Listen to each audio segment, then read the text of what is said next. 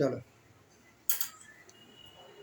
কড়াতে আমি একটা মাছের পদ নিয়ে এসেছি, রুই মাছ ভাপা। মাছেতে সর্ষে, পোস্ত, দই দিয়ে লঙ্কা, নুন দিয়ে মাখিয়ে রেখে দিয়েছি, একটু আগে থেকে ম্যারিনেট করে রেখেছি। এবারে আমি এটাকে ভাপাতে বসাবো। এটাতে আপনারা কাসুন্দিও দিতে পারেন, আমি কাসুন্দি দিইনি, এমনিই করছি। এবারে এটাতে মাছটা বসাবো।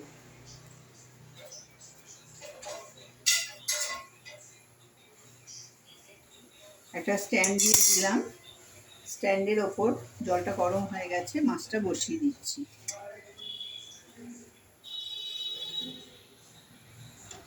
মাছটা বসিয়ে এটা একটা ঢাকা দিয়ে দিলাম,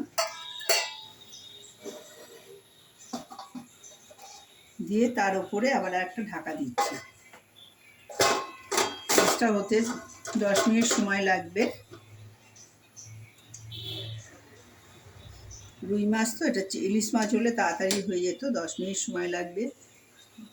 10 মিনিট পরে আমরা আবার মাছটাকে নিয়ে আসছি। 10 মিনিট পরে এলাম, এবারে দেখো বলো 10 মিনিট হয়ে গেছে। এটাই রাখো, এটাই বলো 10 মিনিট হয়ে গেছে।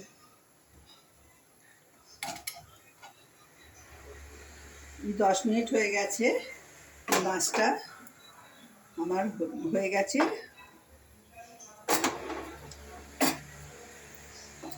এরকম কি সুন্দর নরম হয়েছে মাছটা।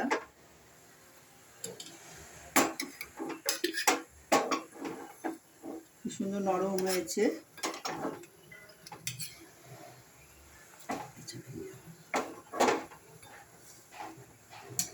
আপনারা করবেন।